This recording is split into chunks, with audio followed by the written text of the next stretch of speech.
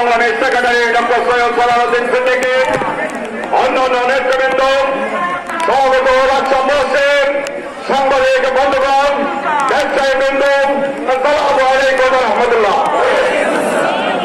আপনারা সকলে জানেন স্বৈরাচার আজকে 1 বছর উদযাপন করছে। এই 1 বছরের মাথায় দাঁড়িয়ে আমরা নতুন প্রেসিডেন্টের পদত্তরে চলতে পারছি। নতুন প্রেসিডেন্টের উদ্দেশ্যে বলতে চাই, হাসিনা যেভাবে পালিয়েছে, নতুন প্রেসিডেন্ট বাংলায় থাকতে পারবে না। সর্বশেষ কথা, আবু সাঈদ মুক্ত, প্রেসিডেন্টের বিরুদ্ধে, জনগণের বিরুদ্ধে,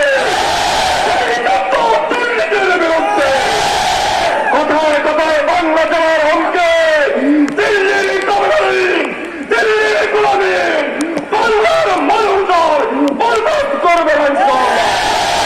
অনুরোধ করে আজকে সকলের বিজয় উদযাপন করছেন।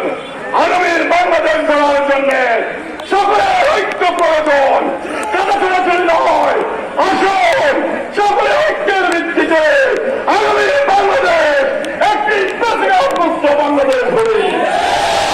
বাংলাদেশ হবে একটি মানবিক বাংলাদেশ। এই বাংলাদেশ গঠনের পক্ষে জামাত ইসলামের মনোনীত প্রার্থীকে আগামী দিনে বাংলা প্রতীকের ভোট দিয়ে একটি সুন্দর কল্যাণ রাষ্ট্র করার আহ্বান রেখে আমার বক্তব্য